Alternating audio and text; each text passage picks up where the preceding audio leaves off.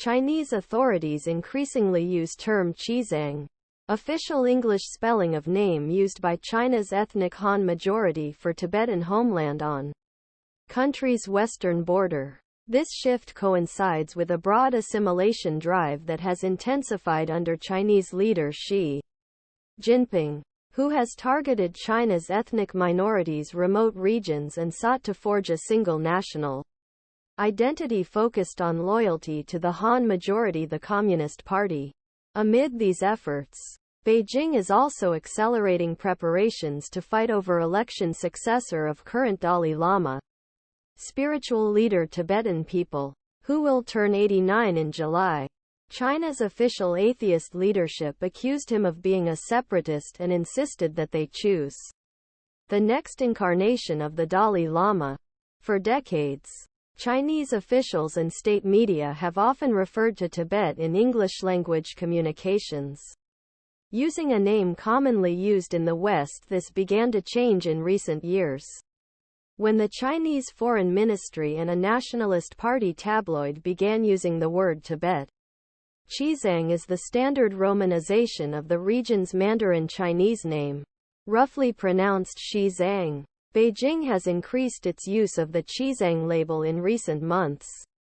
At an academic seminar in August, Chinese scholars advocated replacing English references meaning Tibet with Xizang.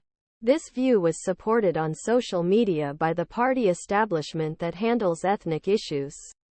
2 months later, the Chinese government held a diplomatic conference in Nyingchi, Tibet, titled Xizang Trans-Himalayan International Cooperation Forum, where Tibet is often referred to as Xizang in English. Major state media outlets such as Xinhua News Agency are increasingly referring to the term Xizang in their English-language news.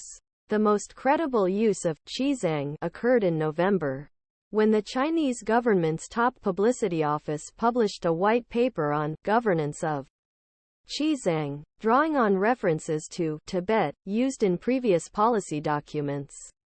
Experts say this shift meaning opens a new front in the Communist Party's efforts to reshape global narratives about China favor of its preferred terminology, especially on issues that Beijing sees as core interests.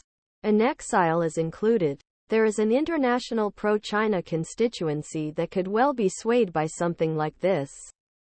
A Kester says Beijing may eventually resort to pressure, including economic pressure and trade boycotts, against governments and businesses that continue to use the name Tibet.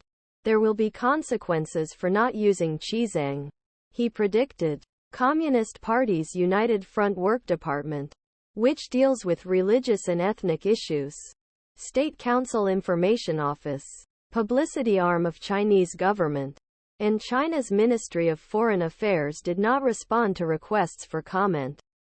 Tenzin Lekshe, spokesman for the Tibetan government in exile, said that option of the Xizang label was designed to realize their political ambitions.